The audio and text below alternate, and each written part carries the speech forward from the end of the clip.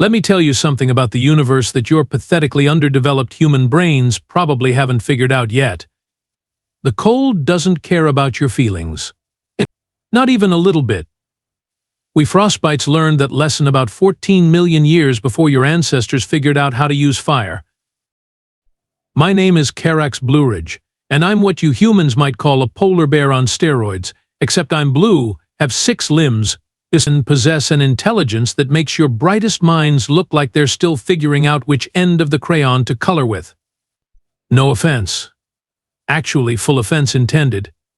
I'm still bitter about what happened. Can you blame me?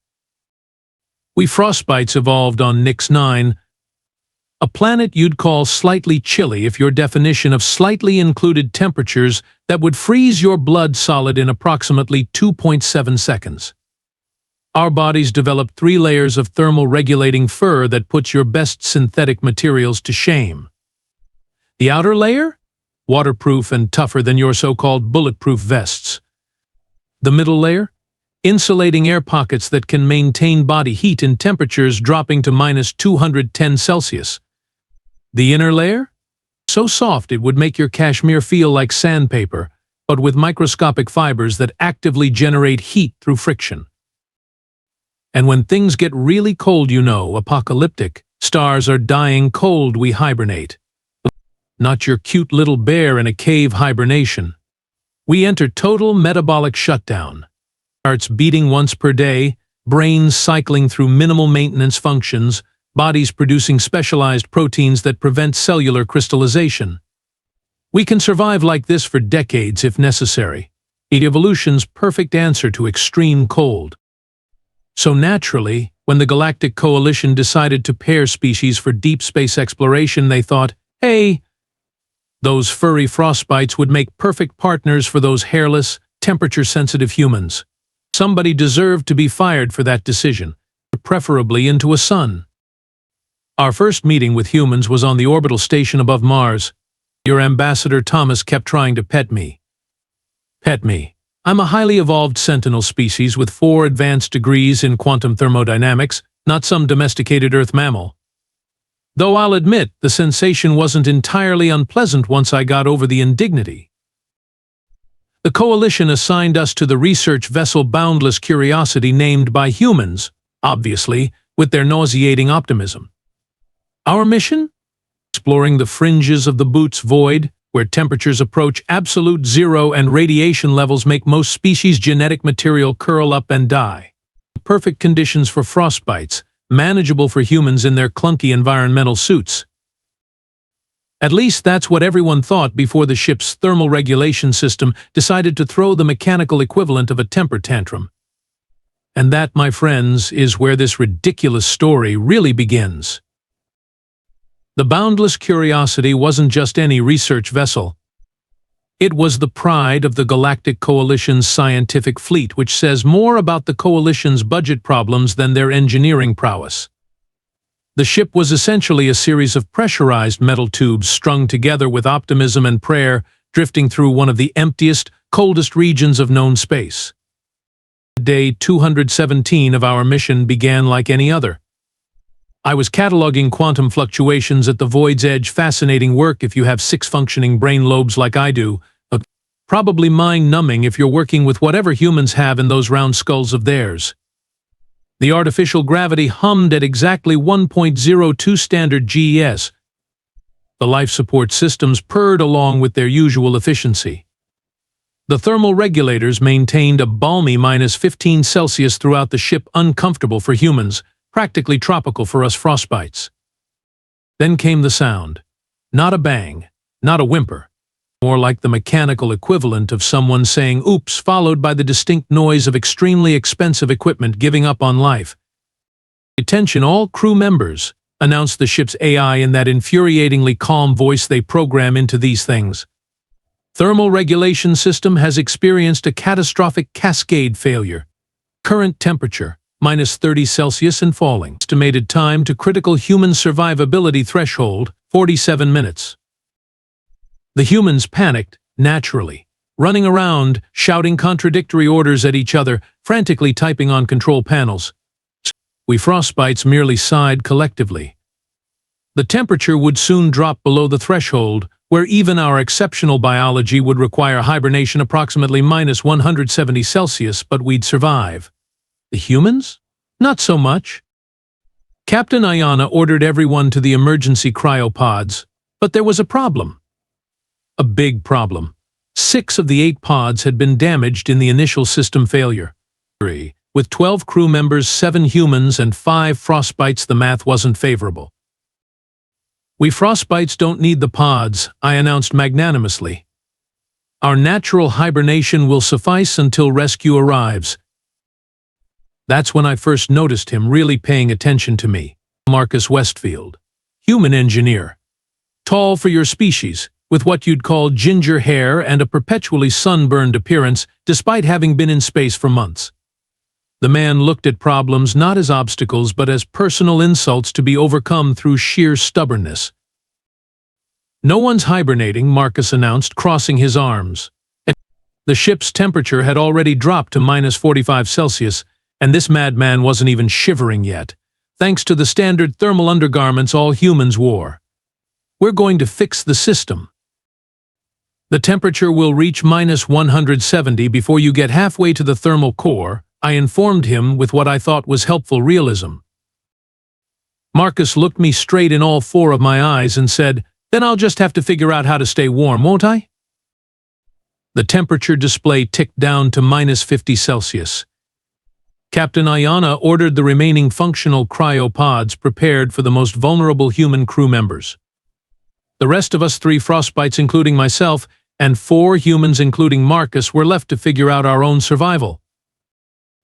"You can just sleep it out," Marcus said to me, with that bizarre human determination creeping into his voice.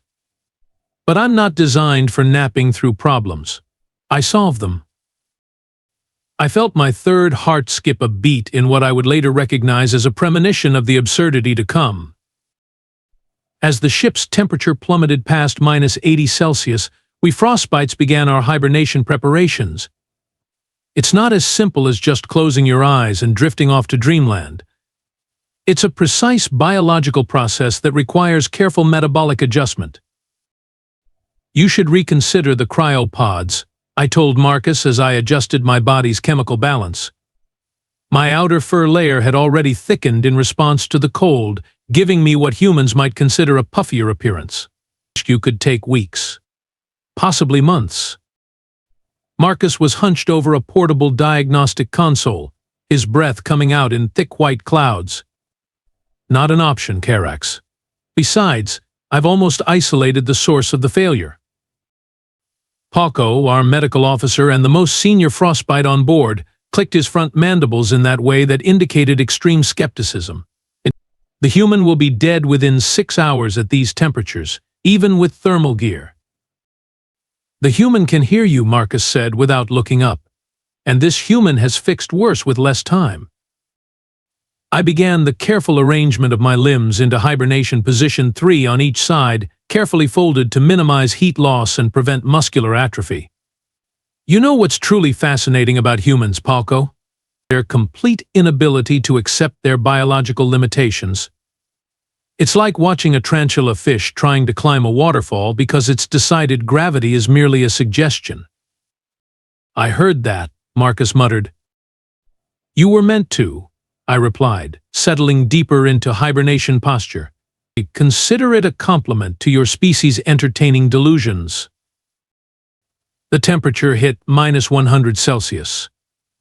The remaining humans had either entered cryopods or huddled in the mess hall with every emergency thermal blanket available. Only Marcus remained active in the engineering bay, his movements becoming progressively slower as his thermal gear struggled against the plummeting cold. "Westfield," Captain Ayana's voice crackled over the comms. "Get your stubborn behind to the mess hall before you freeze solid." "Little busy saving all our lives," Captain Marcus replied, his teeth chattering audibly between words. "Just need another hour." "You don't have another hour," she snapped back. I felt my metabolism beginning to slow, the familiar heaviness of pre-hibernation settling into my limbs. "She's right, you know. Your fingers are turning blue. That's bad for humans, if I recall correctly." Thanks for the human anatomy lesson, Marcus replied, prying open an access panel with tools that must have felt like ice against his skin. How long before you go completely dormant? At this rate? Perhaps another 30 minutes? The temperature is dropping faster than expected. Marcus nodded, his movements becoming increasingly sluggish. Perfect. Just enough time for you to tell me exactly where your molting fur goes. That bizarre request snapped me partially out of my pre-hibernation days. Our what? Your molting fur, Marcus repeated, as if asking about something as casual as the time of day. You frostbites shed your outer fur layer seasonally, right? Where do you store it on the ship? I blinked all four eyes in sequence, a gesture of confusion in my species. Storage compartment B7, but why would you possibly? The realization hit me. Oh no, whatever you're thinking, stop thinking it immediately. Marcus grinned through blue-tinged lips. Too late. Already thought it. Your species' creative problem-solving is going to be the death of you, I muttered, feeling the creeping numbness of hibernation beginning to take hold, and possibly an interspecies diplomatic incident. Only if I fail, Marcus replied, standing with visible difficulty. The temperature reading flashed -120 Celsius on the nearest display. Can you make it to B7, or should I go alone? My vision was beginning to narrow, hibernation taking stronger hold. Madness. Complete madness. I'll take that as go alone, Marcus said, zipping his thermal jacket up to his nose. Sweet dreams, Carax. Don't worry, the ship will be nice and toasty when you wake up. As my consciousness began to fade into hibernation, my last thought was that humans didn't just ignore their limitations, they seemed pathologically incapable of even acknowledging them. How they'd survived long enough to achieve spaceflight was perhaps the greatest mystery in the galaxy. The last thing I heard was Marcus's boots scraping against the metal floor as he shuffled toward storage compartment B7, where approximately 40 pounds of shed frostbite fur awaited his ridiculous plan. Hibernation for us frostbites isn't exactly like your human sleep. It's more like being trapped in a gelatin of semi-consciousness, aware enough to notice significant changes in your environment, but unable to fully wake until your body decides conditions are favorable. So when the persistent sound of chattering teeth and muttered curses pulled me from the depths of hibernation only 3 hours later, I was both surprised and irritated. Wake up, fuzzball, Marcus stammered, his face now an alarming shade of purple-red that couldn't possibly be healthy for his species. Need your help. My four eyes opened reluctantly, consciousness returning like sludge flowing uphill. You should be dead, I observed matter-of-factly. The temperature display read -145 Celsius. Your thermal gear can't possibly function at this temperature. It doesn't, Marcus confirmed, gesturing to the layers of emergency thermal blankets he'd wrapped around himself like some sort of primitive cocoon. But I've got a better solution. Look. He proudly held up what appeared to be a shapeless mass of blue-tinted fur, our fur crudely stitched together with what looked suspiciously like medical suture thread. Is that my mental fog cleared instantly with a surge of horrified indignation. You're making clothing from our shed fur? Do you have any idea how sacred our molts are to our culture? They represent our growth cycles, our connection to our ancestral. Save the cultural outrage for when we're not all about to die, Marcus interrupted, his hands shaking so badly he could barely hold the half-finished garment. Besides, it was just sitting in storage bags. Captain Ayana said it was fine. The captain authorized this abomination? I tried to move my limbs, but hibernation had them locked firmly in place. Not exactly authorized, more like was unconscious in a cryopod and couldn't object. Marcus attempted a grin that looked more like a grimace, but she'd totally approve. Probably. Maybe. I would have sighed if my respiratory system wasn't in hibernation mode. Why have you disturbed my hibernation for this fashion crime? Because I need help, Marcus admitted, holding up a needle and more suture thread. My fingers are too numb to finish the SS stitching, and I need to know which layer of fur goes where. The thermal properties are different, right? Outer layer waterproof, middle layer insulating, inner layer heat generating? And you expect me to help you desecrate my species' sacred molted fur? I managed to infuse the limited vocal capacity I had with as much outrage as possible. Marcus sat down heavily beside me, the half-finished fur suit in his lap. Look, I've almost got the thermal regulator control panel figured out. It's a cascade failure in the primary coolant system, ironic, right? The cooling system is making everything too cold. But I need another 2 hours of work in -170-degree conditions to fix it. And I'll be a human popsicle within minutes without better insulation. So your solution is to wear our fur? Like some primitive hunter-gatherer from your planet's prehistory? Exactly. Marcus looked absurdly pleased that I'd understood. Your molted fur still retains its thermal properties, right? All 3 layers? Yes, but... Oh, buts. This is survival, Carax. Either help me make this suit functional, or watch me die trying to save everyone anyway. Your choice. I stared at him for exactly 7.3 seconds. The outer layer needs to be reversed to provide maximum waterproofing. You've got it inside out, and the middle layer needs to be arranged in a cross-hatch pattern to create proper air pockets. So you'll help? His blue lips curved into what humans would consider a victory smile.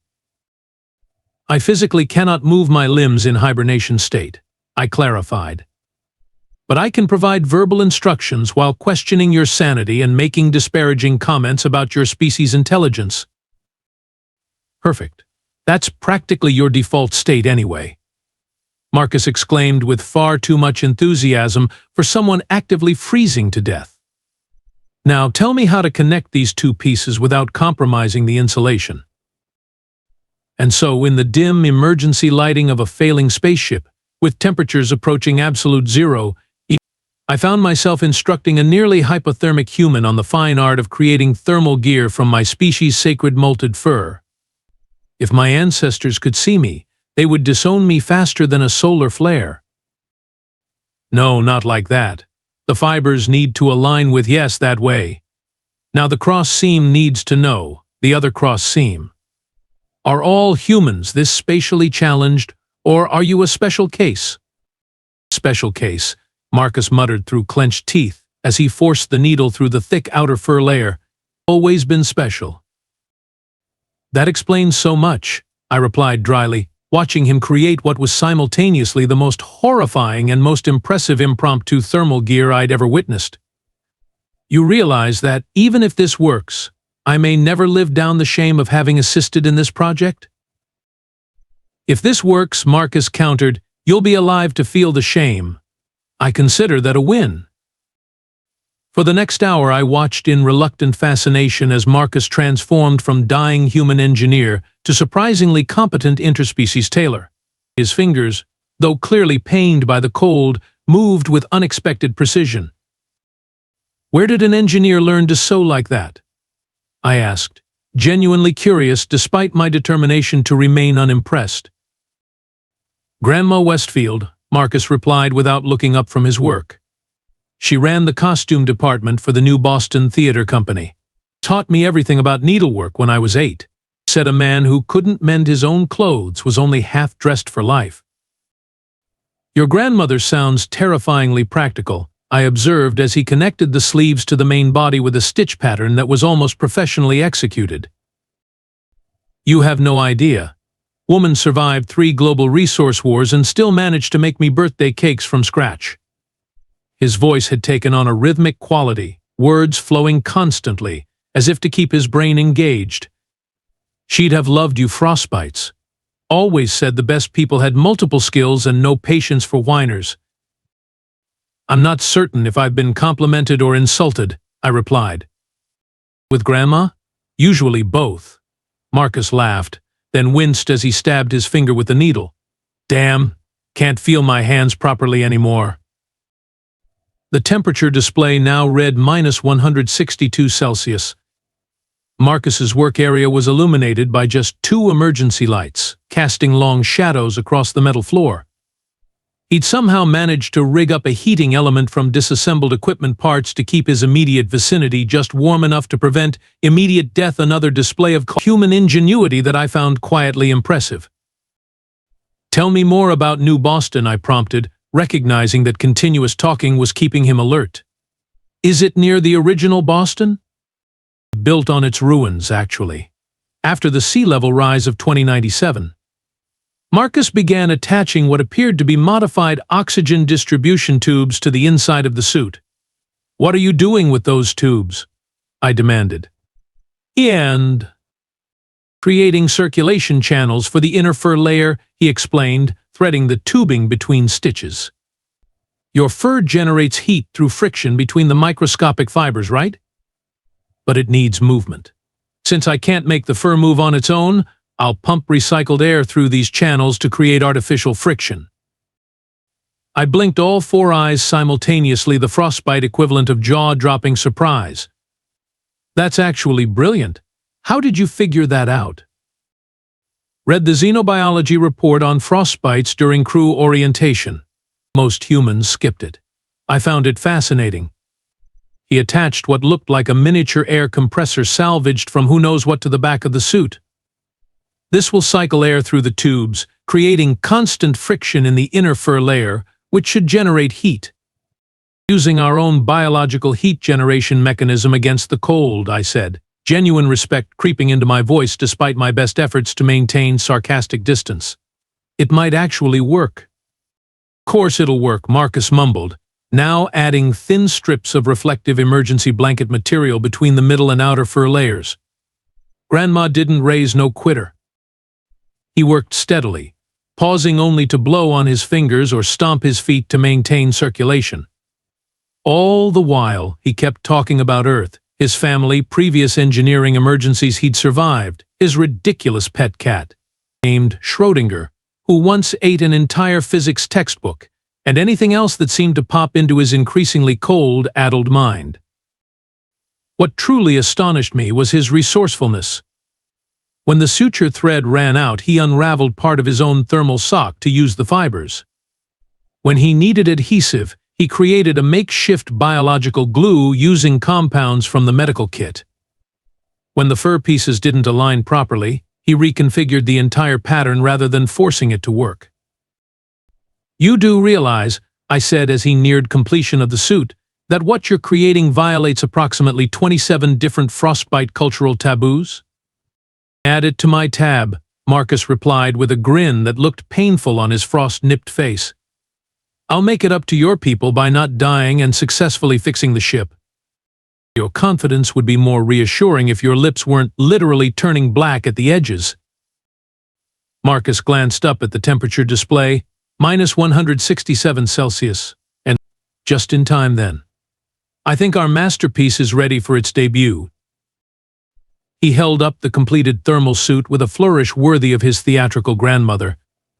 To my eyes, it was an abomination, sacred frostbite, fur stitched into a roughly human-shaped garment with tubes, wires, and reflective material jutting out at odd angles.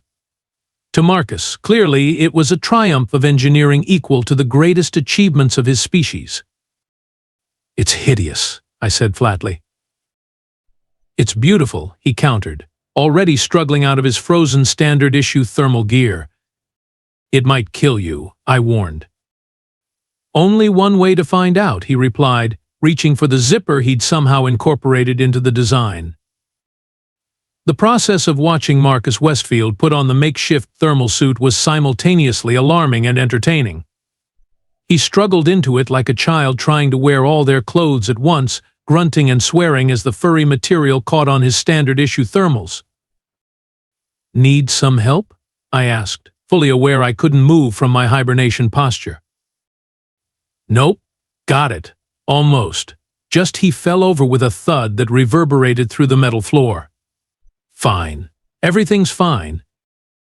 After 3 more minutes of what looked like a human wrestling with a sentient shag carpet, Marcus finally stood before me fully encased in frostbite fur. The sight was so absurd that my semi-hibernating brain temporarily short-circuited. He looked like what would happen if a frostbite and a maintenance droid had offspring, and that offspring fell into a trash compactor. The blue-tinged fur stuck out at odd angles where the seams met. The tubing system created bizarre bulges throughout the garment. The reflective emergency blanket material peeked through gaps in the outer layer like metallic scales. And the small air compressor on the back hummed with a sound reminiscent of a malfunctioning kitchen appliance. "Well?" Marcus turned in a slow circle, arms outstretched. "What do you think? High fashion, am I right?" "You look like something a predator would regurgitate rather than digest," I replied honestly. Marcus flipped a switch on his wrist, activating the air circulation system. The tubes began to pulse as air flowed through them, creating the friction necessary to activate the inner fur layer's heat-generating properties. "But how does it feel?" I pressed, genuinely curious if my reluctant contribution to this madness would actually work. A slow smile spread across Marcus's face, no longer blue-tinged, I noticed. "It feels warm. Actually warm." He checked the temperature gauge he'd attached to his wrist. The external temperature is -169 Celsius.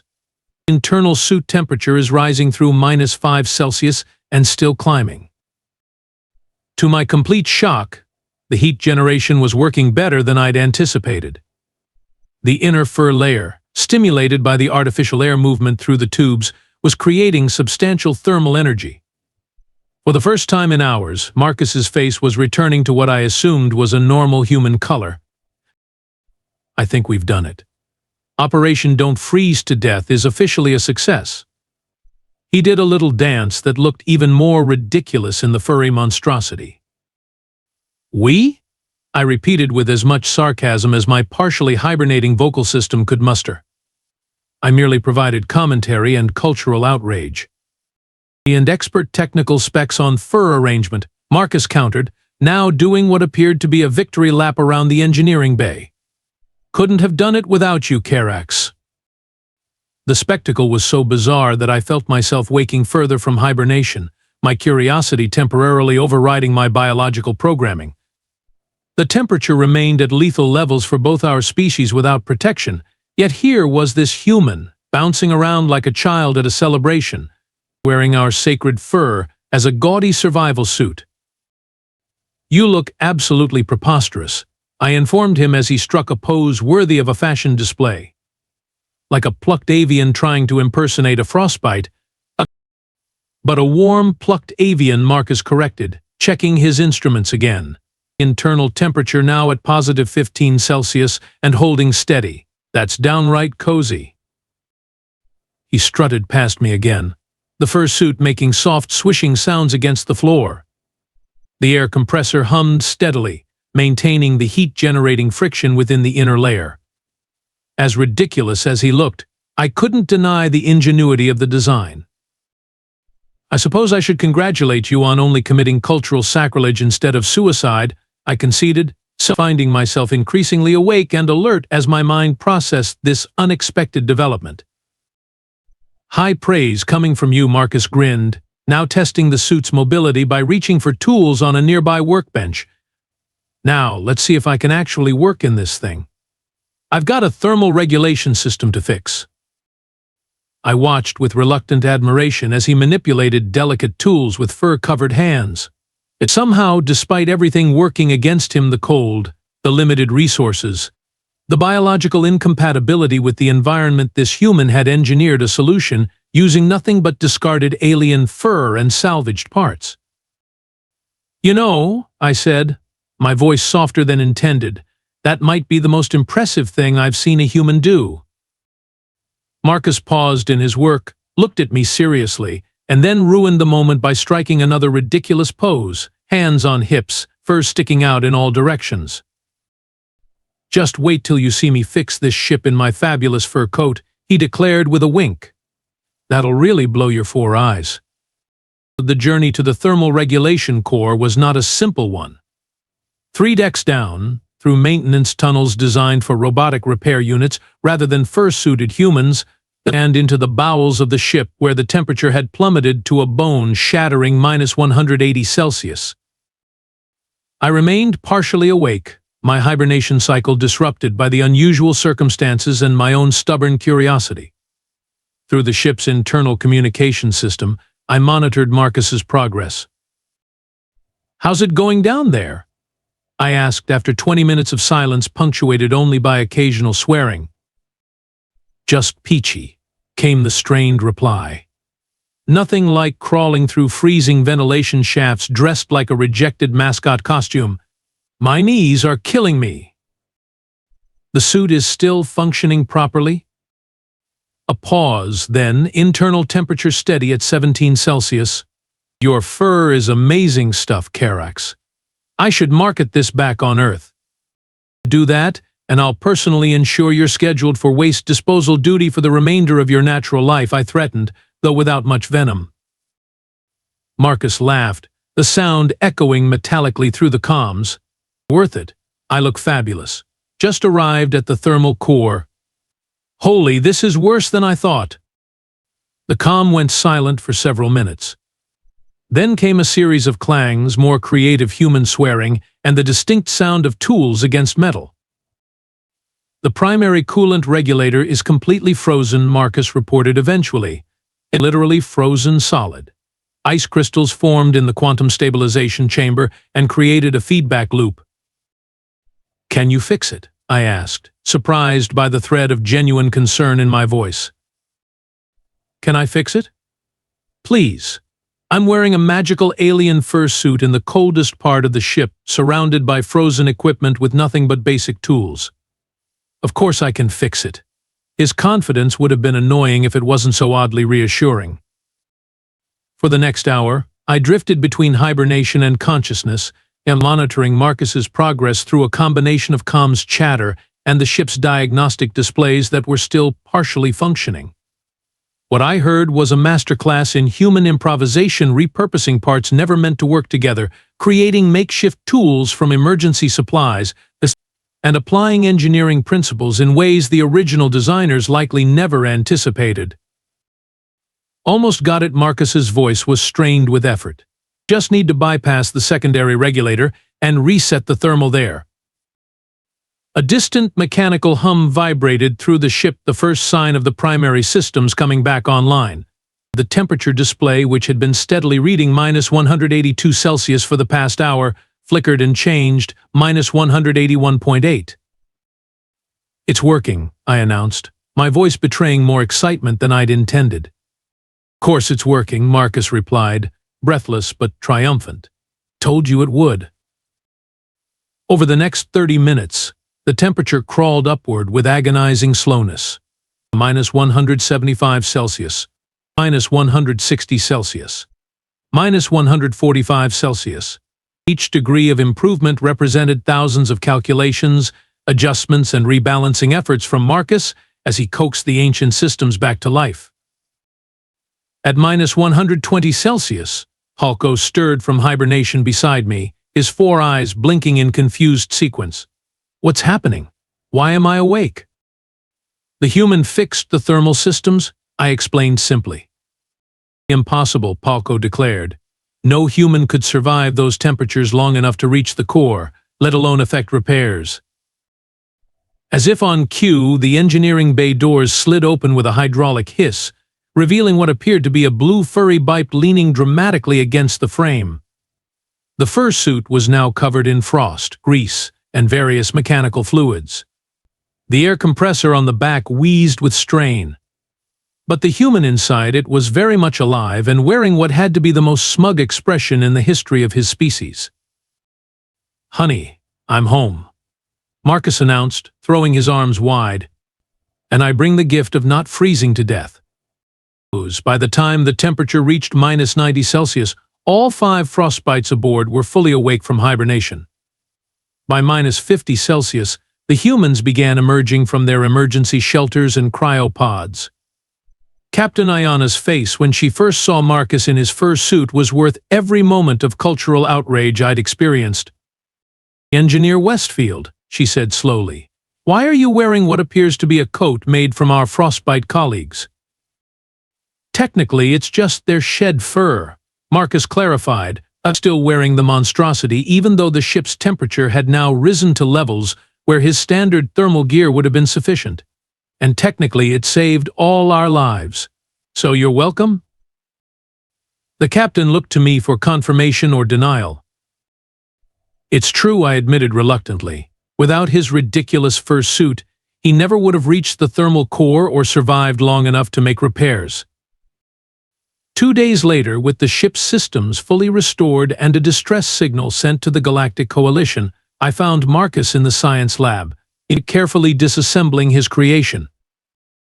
What are you doing? I asked, genuinely curious. I thought you'd want to preserve your masterpiece.